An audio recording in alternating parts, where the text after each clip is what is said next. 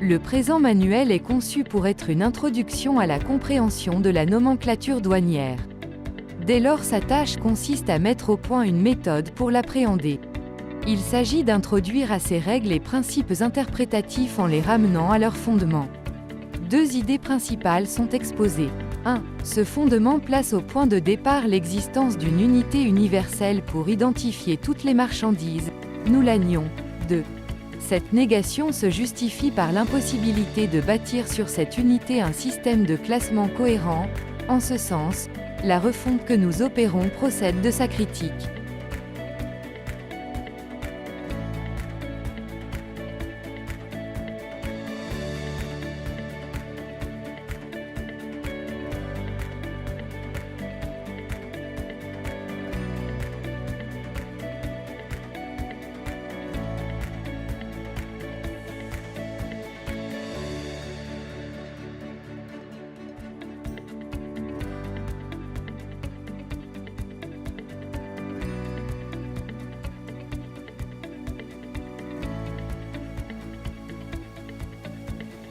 Introduction. La nomenclature douanière se présente comme un répertoire de marchandises comprenant 311 positions à 4 chiffres complétées par 2 zéros, et 930 positions à 4 chiffres subdivisées en 4708 sous-positions à 6 chiffres, soit 5019 groupes distincts englobant les espèces des marchandises faisant l'objet d'un commerce international. La détermination du rang et de la place des marchandises dans cette structure se confond pratiquement avec la détermination de leur espèce. Mais, le classement en termes de cette catégorie simple que constitue l'espèce s'essouffle à déterminer toutes les entités par lesquelles les marchandises peuvent être exprimées. Ainsi, de la même manière que les dimensions linéaires ne se laissent pas mesurer uniquement par le mètre, et que les masses ne se laissent pas calculer uniquement par le gramme, les marchandises ne se laissent pas identifier uniquement par l'espèce. L'espèce n'est pas considérée comme un concept connu et classé. 1. L'absence d'un concept de l'espèce. L'espèce des marchandises est définie comme étant la dénomination qui leur est attribuée par la nomenclature. Cette définition véhicule dans le langage de cette dernière comme dans le langage courant une ambiguïté. Le mot espèce utilisé recouvre en effet à la fois plusieurs entités de nature tout à fait différentes et se confond avec elles. Nous en citerons deux exemples. Le premier concerne la confusion de l'espèce avec l'une de ses extensions, le second sa confusion avec l'une de ses subdivisions. 1.1. L'espèce se confond avec le genre. La nomenclature utilise la même dénomination pour désigner aussi bien une espèce qu'un groupe d'espèces. Elle considère que la dénomination « chevaux » attribuée aux chevaux du cirque est leur espèce, c'est-à-dire, qui désigne un groupe de chevaux d'une destination particulière, et soutient par la même occasion que cette dénomination suffit pour couvrir tous les chevaux quelle que soit leur destination. Or, par rapport aux chevaux d'une destination particulière, les chevaux de destination quelconque le genre car leurs utilisations peuvent être autres que celles des chevaux d'une destination particulière, lesquels ne sont qu'une espèce de chevaux. En confondant l'espèce avec le genre, la nomenclature classe les chevaux du cirque sous la rubrique « cirque ambulant », laquelle n'est pas un genre de chevaux. 1.2. L'espèce se confond avec sa première subdivision. La nomenclature utilise la même dénomination pour désigner aussi bien une espèce qu'une subdivision de l'espèce.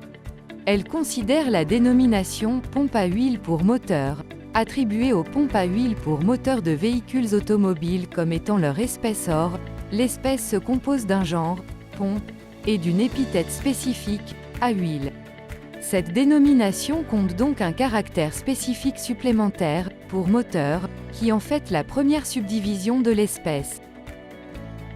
En confondant l'espèce avec sa première subdivision, la nomenclature classe les pompes à huile pour moteurs de véhicules automobiles, deuxième subdivision de l'espèce, sous la rubrique pompe à huile pour moteur, première subdivision de l'espèce, laissant pour compte la rubrique partie de moteurs de véhicules automobiles, qui renferme la deuxième subdivision de l'espèce. Pompe à huile pour moteur de véhicules automobiles. La nomenclature entretient la confusion due à cette imprécision terminologique. Pourtant, l'espèce est comme le mètre ou le gramme, une unité de base qui admet des multiples et des sous-multiples. 2. L'espèce en tant que concept taxinomique.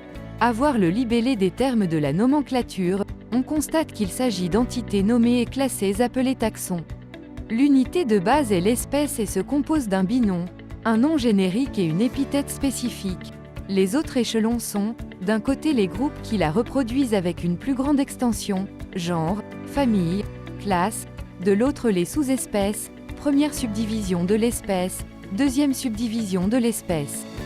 Le classement se fait selon le cheminement et l'ordre hiérarchique de la plus petite unité taxinomique à la plus grande. 2.1. Classement des chevaux du cirque. Les chevaux du cirque sont reconnaissables par leur classe, mammifères, par leur genre, chevaux, et par le groupe, cirque ambulant, lequel n'est pas une unité taxinomique mais un regroupement de marchandises rationnellement adaptées à la fonction à remplir, c'est-à-dire une unité fonctionnelle. Leur classement se fait suivant le cheminement et l'ordre hiérarchique de la plus petite unité taxinomique à la plus grande, c'est-à-dire sous la rubrique « chevaux ».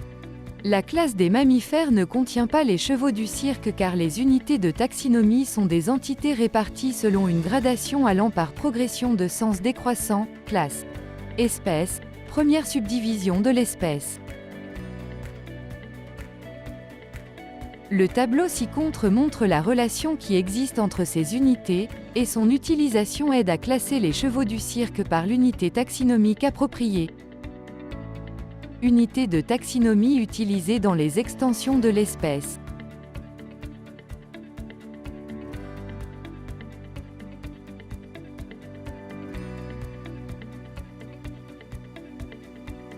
« 2.2. Classement des pompes à huile pour moteurs de véhicules automobiles.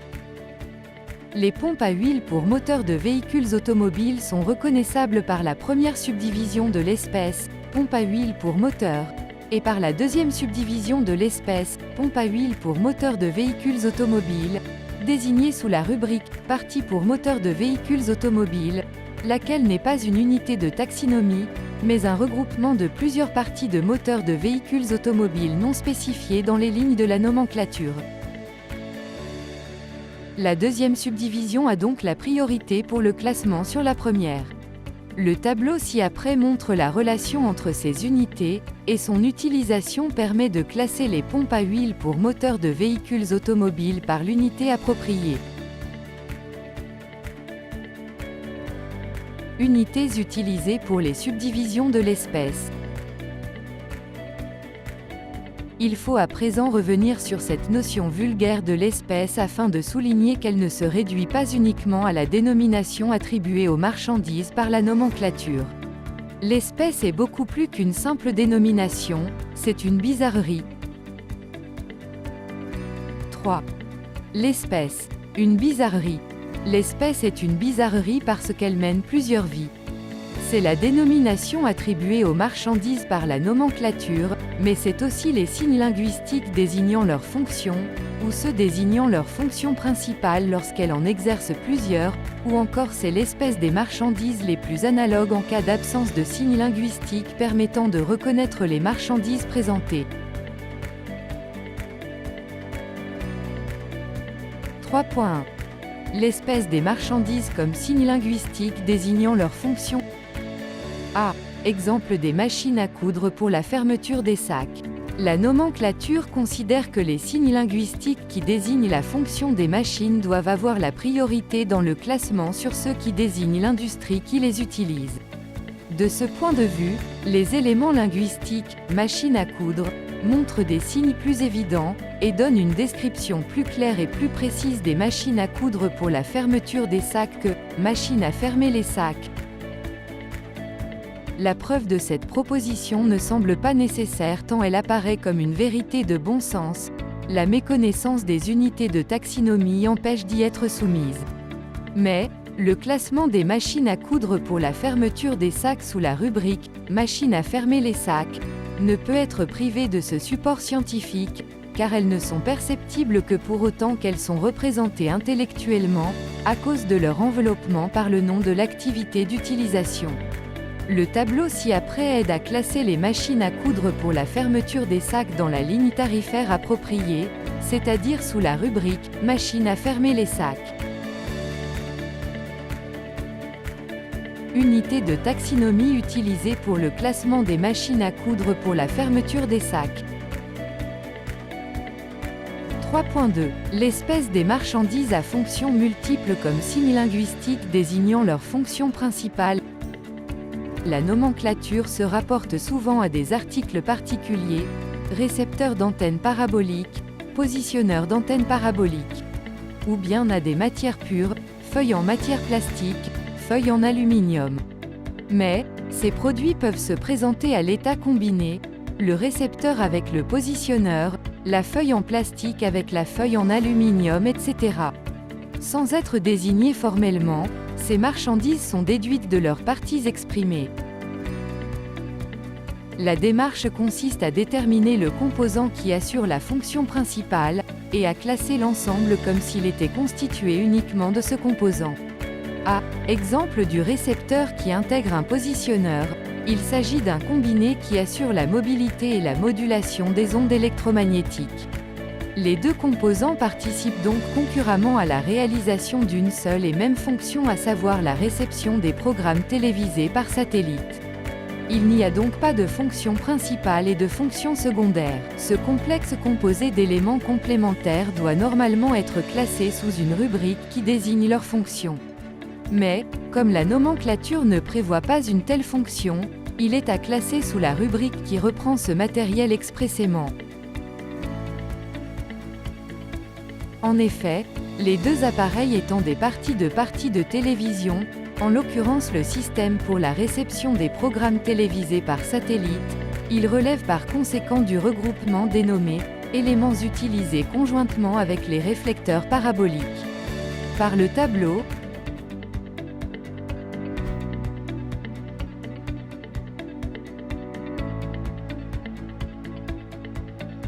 exemple du stratifié pour l'emballage de la levure sèche dénommé « Printed Packing Film ». Ce produit est constitué de deux couches de matière plastique, l'une fait l'endroit et comporte des renseignements sur le produit, l'autre lui apporte la protection contre l'oxygène, et d'une couche intercalaire en aluminium qui le protège contre la lumière. S'agissant de composants complémentaires dont la fonction assurée par l'ensemble n'est pas expressément spécifiée dans la nomenclature, et en l'absence d'une rubrique qui reprend ce stratifié en tant que tel, la fonction à considérer comme essentielle est celle assurée par le produit le plus élaboré, c'est-à-dire celui placé le dernier par ordre de numérotation, les marchandises apparaissant dans la nomenclature selon un ordre progressif indiquant leur état de finition et d'ouvraison. Par le tableau, le genre des produits plats est défini compte tenu de leur épaisseur et non pas de leur matière constitutive. 3.3. L'espèce des marchandises est celle des marchandises les plus analogues. Les marchandises qui ne peuvent être classées en vertu de leur dénomination sont classées sous la rubrique afférente aux articles les plus analogues. Il est exigé de les comparer avec des marchandises similaires de façon à déterminer les marchandises les plus analogues aux marchandises présentées. La nomenclature fait comprendre que l'analogie peut se fonder sur plusieurs éléments mais sans les dire expressément. Elle en cite seulement 3, la dénomination, le caractère et l'utilisation. Ce principe laisse donc apparaître des sous-entendus et sa frontière est mouvante. Ainsi, l'analogie est établie entre le récepteur d'antenne parabolique qui reçoit les ondes électromagnétiques porteuses de l'image, et le récepteur qui reçoit l'image, téléviseur. De même, elle est établie entre le positionneur d'antenne parabolique qui assure la conversion de la tension et du courant de sortie ainsi que la polarité, et le convertisseur statique qui assure uniquement la conversion de la tension et du courant de sortie. Pourtant, en termes d'unité de taxinomie, les récepteurs et les positionneurs d'antennes paraboliques sont des espèces couvertes par le groupe des éléments utilisés conjointement avec les réflecteurs paraboliques. Par le tableau.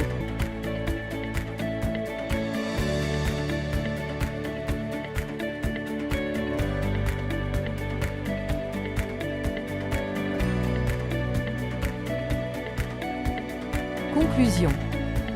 Il devient réellement urgent de concevoir une démarche qui consiste à interroger les lignes tarifaires non pas sur ce qu'elles expriment comme « espèces », des marchandises, le sens du mot « espèce » étant pris dans le même sens que « signe linguistique », permettant de les reconnaître, mais qui consiste à examiner les lignes tarifaires sur ce qu'elles expriment comme entité taxinomique, dont l'espèce est l'unité de base qui admet des multiples et des sous-multiples.